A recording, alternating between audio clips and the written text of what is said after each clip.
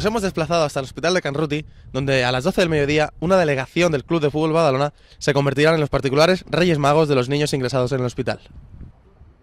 En nombre para el Badalona y sobre todo para los niños, ¿no? Cualquier cosa que pueda hacer el club o los jugadores en este caso para dar aunque sea un momento de alegría o felicidad a las familias que quieras o no siempre dentro de un hospital pues pueden estar un poco más nerviosas o pasarlo seguramente no en el sitio donde querrían. Todo lo que puede hacer el hospital, el Badalona, los jugadores y cualquier representante para poder hacer que estos momentos sean un poquito más llevaderos, evidentemente de ahí está el equipo para ayudar lo que sea.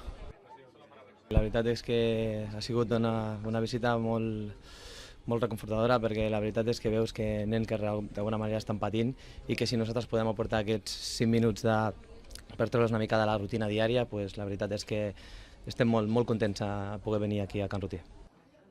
Nosaltres com a Badalona creiem que hem d'estar a prop de totes les entitats importants dintre de la ciutat. Volem fer ciutat i ho vam deixar molt clar com a iniciativa des de la Junta Directiva. I bueno, creiem que aquest ha sigut un acte solidari i possiblement és dels més importants, ja que estem molt agraïts a la gent de Can Ruti que ens ha portat molt bé, ens ha obert les portes i bueno, hem pogut col·laborar dintre de la nostra estructura amb el màxim. Bon dia, com estem? Hola, què tal? Vols una piloteta? Com et dius? Alejandro. ¿T'agrada el futbol o no?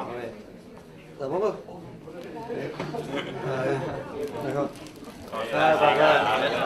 Sí, pues yo creo que es una muy buena iniciativa, que es el primer año que se hace quizá en este club ahora, pero que yo creo que es una cosa que se ha venido haciendo en otros equipos, ¿no? Que el relacionar deporte, salud, en este caso Badalona, ciudad, un hospital tan representativo como en el que estamos, y evidentemente es una iniciativa buenísima para como tú bien dices, ¿no? Para también a los niños, ¿no? Que seguramente sean del Barça, del Madrid o del Español, pues que se hagan también un poquito más del Badalona y echar un poquito de raíces también en el club de sol.